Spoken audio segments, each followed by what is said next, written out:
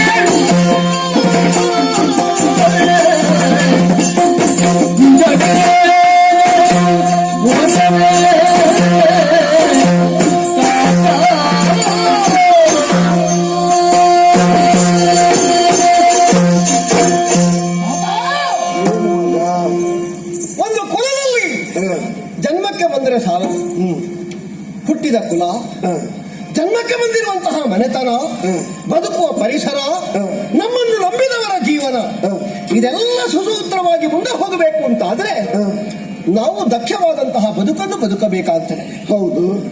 ಊರಿಗೆ ಅರಸ ನೀವು, 10 ಮಂದಿಗಳ ಪ್ರತಿನಿಧಿ ಮಾತ್ರ ಅಲ್ಲ, ಸಾವಿರ ಸಾವಿರ ಹೊಣೆಗಾರಿಕೆಗಳು ನಿಮ್ಮ ಮುತ್ತಿನ ಕಿರೀಟದ ಮೇಲೆ ಉಂಟು. ಹೌದು ಮಗ.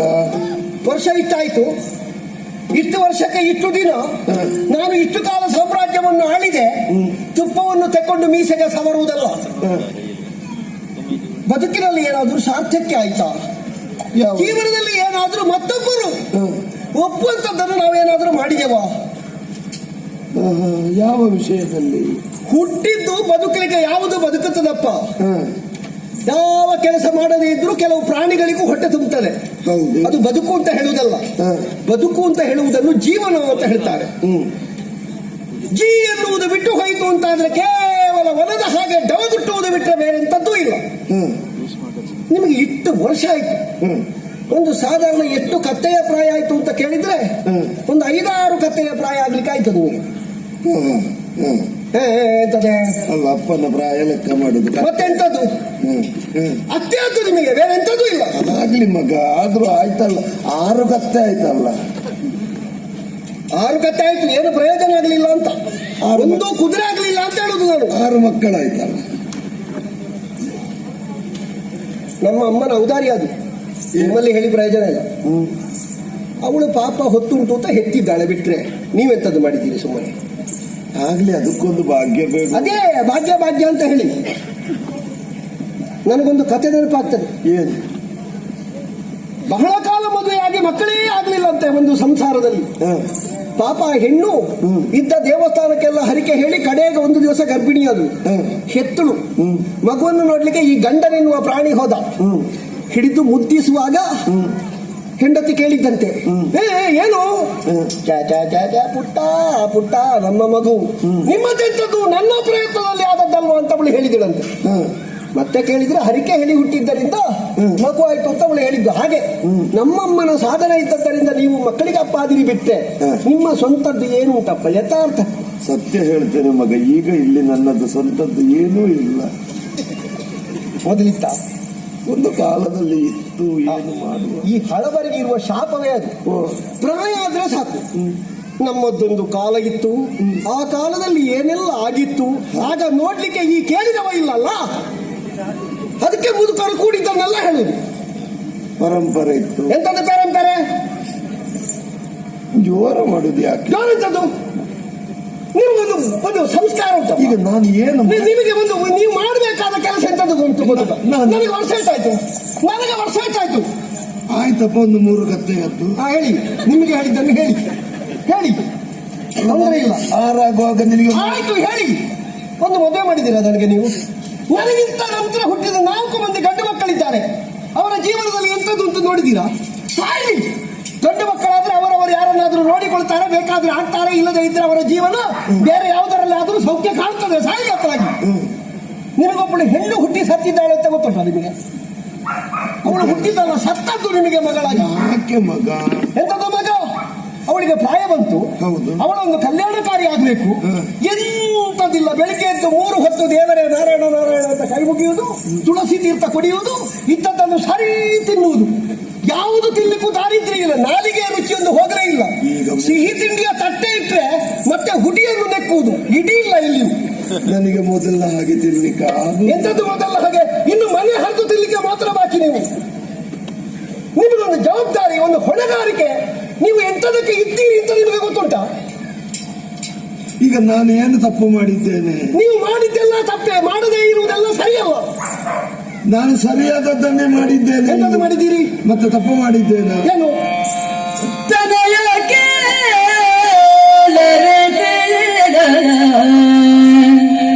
ರುಕ್ಮಿಣಿಯು ರಾಜಿಪಳು ಜೌವನದಿ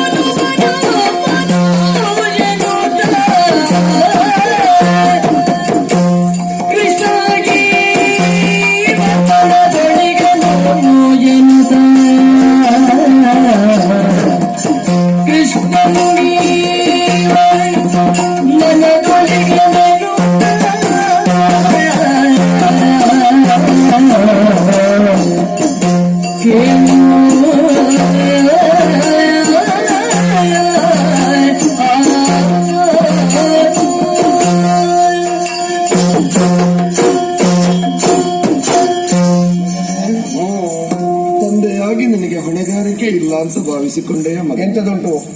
ಹೊಣೆ ಅರಿತು ವ್ಯವಹರಿಸುವ ನಾನು. ಯಾವುದು? ಮುದ್ದು ಮಕ್ಕಳನ್ನು ಬೆಳೆಸಿ ಇಷ್ಟರ ಒಟ್ಟಿಗೆ ನಿಮ್ಮನ್ನು ಬೆಳೆಸಿ ನಿಲ್ಲಿಸಿದ್ದೇನೆ. ಹುಟ್ಟಿದ ಹೆಣ್ಣು ಮಗಳಿಗೆ ಮದುವೆ ಮಾಡಬೇಕು ಅನ್ನೋ ಕಲ್ಪನೆ ನನಗಿಲ್ಲ ಅಂತ ಭಾವಿಸಿಕೊಂಡೆ. ಈ ವೈಭವ, ಈ ಆಡಂಬರ ಇದೆಲ್ಲ ಯಾಕೆ ಬೇಕಾಗಿ? ಯಾಕೆ? ಮಗಳಾದಂತ ರುಕ್ಮಿಣಿಗೆ ಮದುವೆಯನ್ನು ತೀರ್ಮಾನ ಮಾಡಿದ್ದೇನೆ. ತೀರ್ಮಾನ ಮಾಡಿದ್ದೀರಿ? ಹೌದು. ಎಲ್ಲಿಂದ ಸಂಬಂಧ? ಅದು ಯದುಕುಲದಿಂದ ಸಂಬಂಧ. ಯದುಕುಲ? ನಂದನಂದನನಾದ ಶ್ರೀಕೃಷ್ಣನಿಗೆ ಕೊಡುವುದು ಅಂತ ತೀರ್ಮಾನ ಮಾಡಿದ್ದೆ. ಹಾಗೆ ಕೃಷ್ಣನಿಗೆ ಮದುವೆ ಮಾಡಿ ಕೊಡುವ ಅಂತ ತೀರ್ಮಾನ ಮಾಡಿದ್ದೇನೆ. ಮಾಡಿ ಆಯ್ತಾ? ತೀರ್ಮಾನ ಮಾಡಿ ಓಲೆ ಕಳುಹಿಸಿ ಆಗಿದೆ.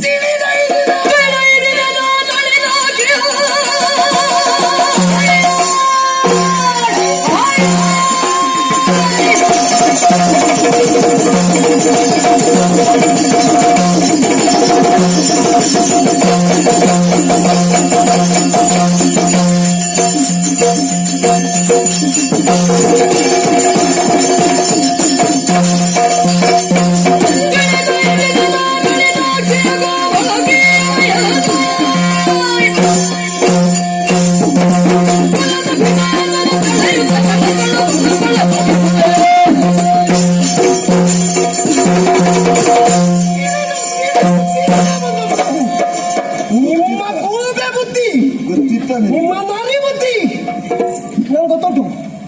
ನನಗೆ ಗೊತ್ತಾಗಿಯೇ ಬಂದದ್ದು. ನಾನು ಗೊತ್ತಾಗಿಯೇ ಬಂದ ಮತ್ತೆ ಕೇಳಿದ್ಯಾ? ನೀವೇನು ಹೇಳ್ತೀರಿ ಅಂತ. ಕೆಲವು ಸಲ ಪ್ರಾಯದವರಿಗೆ ಅವರು ಹೇಳುವಾಗ ಎಂಥದ್ದೋ ಒಂದು ಲೋಕದಲ್ಲಿ ಇರ್ತಾರೆ. ಹೇಳಿ ಮುಗಿದಾದ ಬಳಿಕ ನಾವು ಸ್ವಲ್ಪ ಹೆಚ್ಚು ಕಡಿಮೆ ಮಾಡಿದೆವೋ, ಅದು ಹಾಗೆ ಮಾಡಿದ್ರೆ ತಪ್ಪಾದೀತಾ, ಇನ್ನು ತಿದ್ದಿಕೊಳ್ಬೇಕಾದೀತಾ, ಮತ್ತೊಬ್ಬರಲ್ಲಿ ಎಂಥದ್ದು ಅಂತ ಕೇಳುವಾಗ ಆ ವಿಷಯವೇ ಹೇಳುದಿಲ್ಲ, ಬೇರೆ ಹೇಳ್ತಾರೆ ಅವರು. ಹಾಗೆ ಮಂಕು ಬುದ್ಧಿಯಿಂದ, ಮರುಳು ಬುದ್ಧಿಯಿಂದ ಕೈಗೊಂಡ ತೀರ್ಮಾನವೋ ಕೆಸರಿನಲ್ಲಿ ಹಾಕಿದ ಕಲ್ಲ. ಕೆಸರ ಕಲ್ಲಲ್ಲ, ಕೆಸರಿನಲ್ಲಿ ಹಾಕಿದ. ಹೌದೌದು, ಕೆಸರಿನಲ್ಲಿ ಗೂಟ ಹೂತ್ರೆ ಅದು ಅಲುಗಾಡುವುದು ಅಂತ ಲೆಕ್ಕ. ಮುದುಕರ ಹಾಗೆ. ಹೌದು. ಹಾಗೆಯ ಕೃಷ್ಣನಿಗೆ ಅಯ್ಯೋ, ಹಳ್ಳಿಕಾರರ ನಾರಿಯರ ನೆರವಿಂಡ ಚಾರ ಚೋರ, ಸಿಕ್ಕ ಸಿಕ್ಕ ಮನೆಯಲ್ಲಿ ಬೆಣ್ಣೆ ಕದ್ದವ, ಹುಡುಗಿಯರನ್ನು ಬಿಡಿ ಕಂಬಕ್ಕೆ ಸೀರೆ ಉಡಿಸಿದ್ರು ಅಂತವರನ್ನು ಎತ್ತಿಕೊಂಡು ಹೋಗುವವ, ಎಲ್ಲರ ಮನೆಯಲ್ಲಿ ಪಾಲ್ ಬೆಣ್ಣು ಮೊಸರು ಮಾತ್ರ ಅಲ್ಲ ಹೆಣ್ಮಕ್ಕಳನ್ನು ಕದ್ದವ. ಅಂತಹ ಚಾರನಾದ ಚೋರನಾದ ಕೃಷ್ಣನಿಗೆ ಇಂಥದಕ್ಕೆ ನಿಮಗೆ ಮಗಳು ಹೆಚ್ಚಾಗಿದ್ದಾಳಂತಲೋ? ಯಾಕೆ? ಅಲ್ಲ ಗಂಡಸು ಬೇರೆ ಸಿಕ್ಕಲಿಲ್ಲ ಅಂತಲೋ? ಅಲ್ಲ ಮನೆತನಕ್ಕೆ ಸರಿಯಾದದ್ದು ಅಂತಲೋ? ಅಲ್ಲ ರೂಪಕ್ಕೆ ಸರಿಗಟ್ಟುವಂತಂತಲೋ? ಅಲ್ಲ ನಮ್ಮ ತಂಗಿ ಏನಕ್ಕೇನು ಮಾಡಿ ಎಂಥದ್ದು ಆಗಿದ್ದಾಳೆ, ಅವಳನ್ನು ಬೇರೆ ಕೊಂಡು ಹೋಗುವವರಿಲ್ಲ, ಅವನಿಗೆ ಕಟ್ಟ ಹಾಕುವಂತ ತೀರ್ಮಾನ ಮಾಡಿದ್ದ. ಯಾಕೆ? ಯಾಕೆ? ಯೋಗ್ಯತೆ ನಿತ್ಯವೂ ಕೃಷ್ಣನ ಮೂರ್ತಿಯ ಪುತ್ರಿಯೂ ಭಕ್ತಿಯಳು ಅರ್ಚಿಸುತ್ತ